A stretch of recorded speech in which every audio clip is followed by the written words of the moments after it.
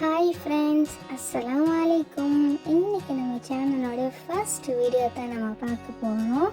இன்றைக்கி எங்கள் வீட்டில் எங்களுடைய கெஸ்ட்டுக்கு நாங்கள் விருந்து கொடுக்க போகிறோம். அந்த விருந்தில் என்ன பண்ணாங்கிறத பார்க்கலாம். வாங்க வீடியோக்குள்ளே போகலாம்.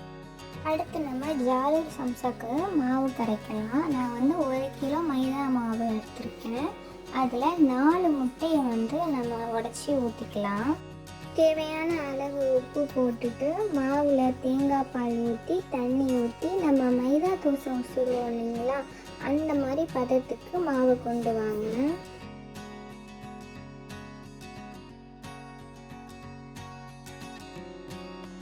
அடுத்து வெங்காயம் சோம்பு ரெண்டையும் மிக்சியில் பேஸ்ட் மாதிரி அரைச்சிட்டு நம்ம மிக்ஸ் பண்ணி வச்சுருக்கோம் இல்லைங்களா மாவு, அதில் ஃபில்ட்ரு பண்ணி இதை ஆட் பண்ணிக்கோங்க. இது சேர்க்குறனால மாவில் நல்ல ஸ்மெல் வரும், அதனால் இதை நம்ம ஆட் பண்ணுறோம்.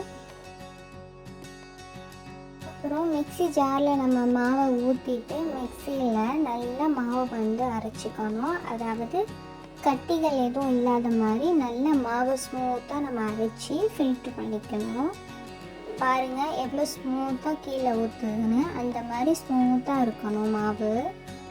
இதை ஜாலூர் கப்புன்னு சொல்லுவாங்க. நீங்கள் கடையில் கேட்டாலே அவங்க தருவாங்க. அதில் மாவை ஊற்றி நம்ம தோசைக்கல்லில் ஊற்றணும். இப்படி தான் ஊற்றணும். பாருங்கள், அடுப்பை நல்லா ஹீட் பண்ணி வச்சுக்கோங்க. இந்த மாதிரி ரவுண்டாக நம்ம ஜாலூர் தோசை ஊற்றணும். இதை தான் ஜாலூர் தோசை அப்படின்னு சொல்லுவாங்க. காரைக்கால் நாகூர் சைட்லாம் இது ரொம்ப ஃபேமஸான சாப்பாடு. கண்டிப்பாக இது உங்கள் வீட்டில் ட்ரை பண்ணி பாருங்கள், சூப்பராக இருக்கும். இது மேலே நெய் தேய்ச்சிக்கோங்க, அப்போ தான் நல்ல மணமாக இருக்கும். பாருங்கள் எவ்வளோ அழகாக வருதுன்னு. இதை எடுத்து ஒரு பிளேட்டில் எடுத்து வச்சுக்கோங்க. பாருங்கள் எவ்வளோ அழகாக இருக்குன்னு. இந்த மாதிரி எல்லா மாவையும் நம்ம சுட்டு எடுத்துக்கலாம். எல்லாத்தையும் நம்ம சுட்டு எடுத்தாச்சு. இப்போ இது உள்ளே வைக்கிற ஸ்டஃப் எப்படி பண்ணுறதுன்னு பார்க்கலாம் வாங்க. வெங்காயம், உருளைக்கிழங்கு, கேரட், பச்சை மிளகாய் எல்லாத்தையும் குட்டி குட்டியாக கட் பண்ணி அகலமான பாத்திரத்தில் வச்சுக்கோங்க. எண்ணெய் ஊற்றிட்டு இஞ்சி பூண்டு, கரம் மசாலா, மிளகாத்தூள், மஞ்சத்தூள், உப்பு போட்டு லோ ஃப்ளேமில் மூடி போட்டு நல்லா குக் பண்ணிக்கோங்க. சிக்கன் பீஸை மஞ்சத்தூள் உப்பு ரெண்டையும் தண்ணியில் போட்டு நல்லா வேக வச்சு எடுத்துக்கோங்க. வேக வச்ச சிக்கனை குட்டி குட்டியாக பிச்சு அந்த ஸ்டஃப்பில் நம்ம சேர்த்துக்கலாம். அவ்வளோதான், நம்மளுடைய ஸ்டஃபிங் ரெடி ஆகிடுச்சு. இதில் லைட்டாக மல்லிக்கீரை போட்டு மூடி வச்சுருங்க. இப்போ எப்படி ஜாலூர் சம்சா மடிக்கிறதுன்னு பார்ப்போம். ஒவ்வொரு தோசையாக எடுத்து மேலே வச்சுக்கலாம். நம்ம ஒரு சம்சாவுக்கு 2 தோசை தான் வைப்போம். ஒன்றுக்கு மேலே ஒன்று வச்சுட்டு இது மேலே எக்கை பீட் பண்ணி அது மேலே ஒரு 2 ஸ்பூன் எக்கை நல்லா ஆட் பண்ணிக்கோங்க.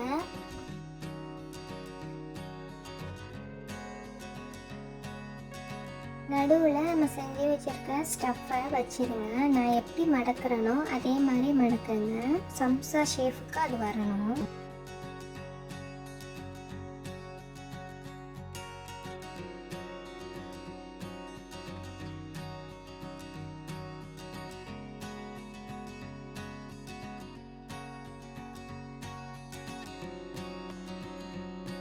இந்த மாதிரி மடக்கிட்டு அது மேலே நம்ம எக் பீட் பண்ணி வச்சுருக்கோம் இல்லைங்களா, அதையும் மறுபடியும் ஒரு 2 ஸ்பூன் அது மேலே அப்ளை பண்ணிக்கோங்க. இப்போ நம்ம ரெடி பண்ணி வச்சுருக்க சம்சாவை பேனில் போட்டுக்கலாம். பேன் நல்லா ஹீட்டாக இருக்கணும்.